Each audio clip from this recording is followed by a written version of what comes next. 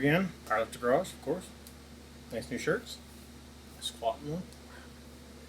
So, I am going to mess with this today. It is like 92 degrees out with like a real feel. I think it's 101 or 103, so it's a little toasty in here. Got the AC running, but it doesn't keep up. I guess my temperature in here is like 86 degrees. Got fans running, but anyways, beside the point. So on this video, I am going to drain the coolant out of the radiator, pull the radiator out, try to flush it the best I can, see how bad it is. I got a new thermostat. I'll change the thermostat out in this video. I did get the new lower radiator hose came in. Still waiting for the upper.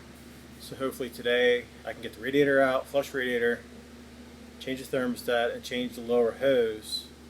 And then when the upper hose comes Thursday, I can put the upper hose on and then refill the system back up. Got new radiator cap for it. The old one doesn't work very well. Valve cover gaskets, got to change those. I'll pull the valve covers off.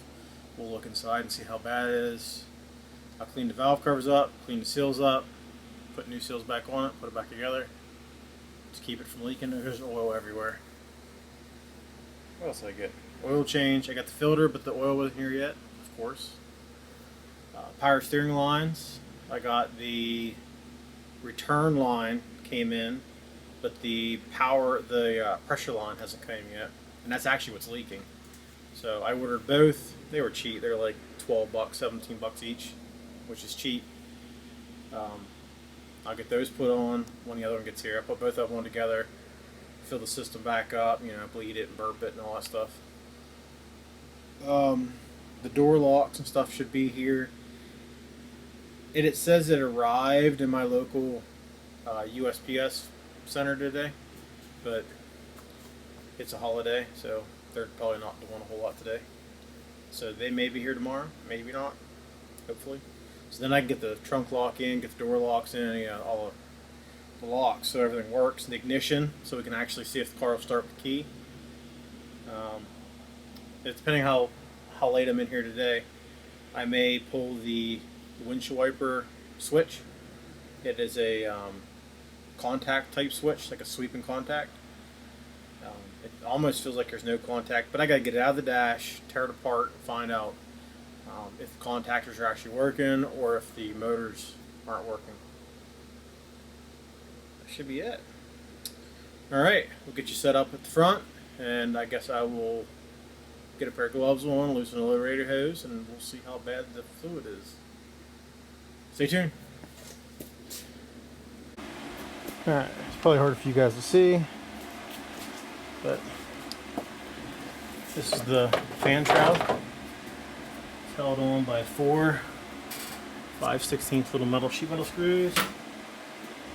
You left me loosen it up, slide it back. Like I said, you probably can't see it. Can you see? There we go. This is the fan on the front of the fan right here. It's 4 of these bolts.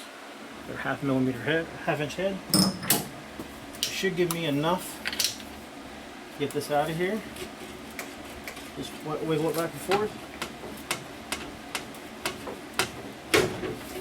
This comes up out.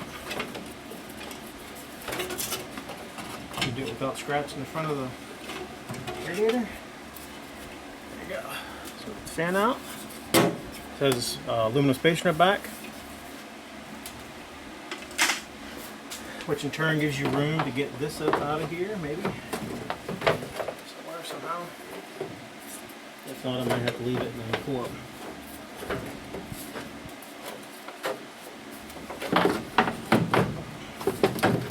And there it goes. Okay.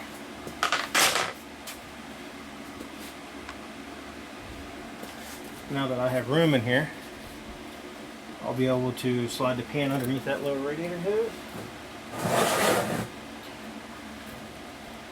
Okay. Get you guys situated here. Maybe. Might have to just hold you Alright, so I'm going to get the hose loose and get it started. It's just a standard flathead hose clamp. I'll get it loosened, pull it back, then I'll get the camera, bring it over here, and then we'll slowly start opening it up to see how bad the fluid is. So I'll pull the cap off. Doesn't look too bad. Looks like it only has water in it, which is horrible. But give me a minute, I'll bring you guys back. Alright, so I got this hose clamp loose. And we'll wiggle this. So it's loose.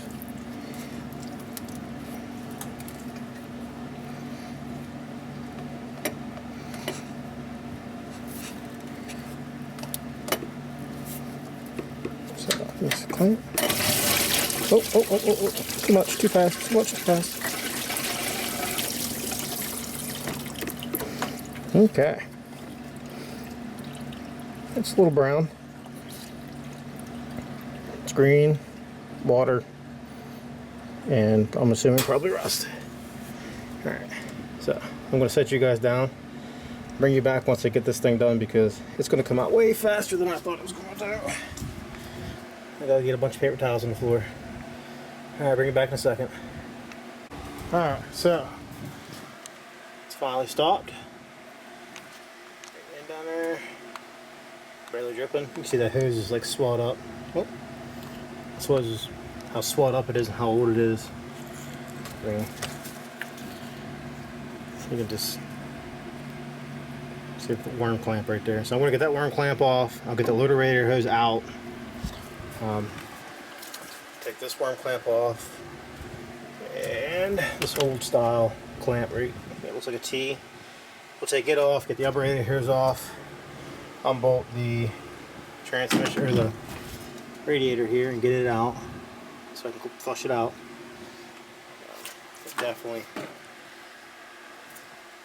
It definitely needs rinsed out at least. Alright, let me get all these hoses off. I'll bring you guys back and then we'll run a bunch of water through it and see what happens. Stay tuned. Alright, bring you guys back. So I got the clamp off the lower hose. I got this clamp unbolted, this clamp. This is the thermostat housing. There are 2 bolts that go here, both are 1/2 inch. This hose was a 3/4 that loops down to the water pump. I had to remove it. Then they have this sensor looped out. And what it is, if you see in here, there is a temperature sensor that whenever it gets so hot it opens this vacuum. I'm assuming it's some old school, I honestly don't know what it's for. I'm assuming probably maybe vacuum van. I have no clue honestly. But what I'll probably end up doing is pulling this out, finding this thread and putting a plug in here so that way this can go away because it's not being used. But I'm going to clean all this up with a wire brush and with a scraper. This was the thermostat. So this is a, I think it says 6 pounds or 6.8 pounds or something like that. And no matter what I do, I can't open this thing up by hand. Even with the vise won't even. So I'm thinking this has been locked up because the car was hot whenever they brought it. Hence why we're doing what we're doing. So it's a thermostat. Of course, it's really old, so it got dirt in it. So I'll clean all this up. Clean up that housing. I'll put the new thermostat in, and I'll put the silicone and a gasket on it. This is the water pump. I haven't talked to the owner yet about replacing it. We might hold off for now and then replace it here later on. At least this way we can get everything new and get everything flushed and get everything working, and then go from there. This car is a factory AC car. Let me bring it back. Alright, so this is a factory AC car. As you can see the condenser in here. Somebody cut the lines here and over here, but they removed the AC compressor. It's that right here. So, since we don't have AC to put back in this, and it's really hard to find, I am going to, when I loosen this up, I'm going to lean it forward. I'm going to unbolt this condenser and get it out, because as of right now, it is an air restrictor to the radiator. So, if we can free up as much air as possible in the front, it'll help keep the radiator cool. So, alright, so I'm going to get going here. I'm going to get cleaning up stuff and get stuff lined up here. Like I said, I'm going to unbolt this, lean it forward, and then pull this up out from the top. But I'll get you guys back here in a couple minutes. So you're not here for 30 minutes watching me bore you to death. Alright, I'll bring you back. Alright, so I was able to get the, oh, here it is, the condenser out. I got the thermostat housing all cleaned up. Remove this vacuum type sensor out. I'm going to run to True Value tomorrow and find me a plug for this, so I can plug that hole up. So the condenser, which fits down in this hole in the front, has two bolts right here. You see one right here. There's one right here. One down here. Then on this side there was one here and one down there. And then there was a metal cover that went across here, which is this guy. Which I gotta put him back on. So this guy sat in here, just like that. And then these are the crossbars of that bolts in there. That's just for the to keep the front end from twisting. There's one on that side. That's it for that. And then this overflow tank doesn't even belong to this car, so I got to get it out of here. I unhooked the low pressure side, so I'll get it behind here, and then so it's laying back in there. So if we ever need it later.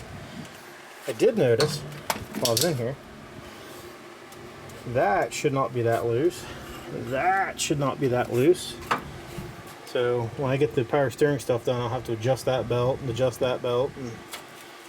So I'm going to call this video quits for the night because I'm about baked. When I come up here later this week, I will run a bunch of water through this.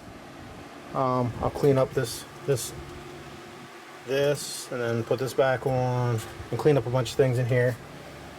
Start reassembling the coolant system because all my parts should be here by the time I come back. Get it flushed, get it all put back together and ready to roll. And then the next video I'll show you putting all this back together, changing the 2 lines on that, and hopefully changing the 2 lines on that, and then hopefully we will be able to do the locks because they should be here by tomorrow. But thank you guys for watching and stay tuned. Peace!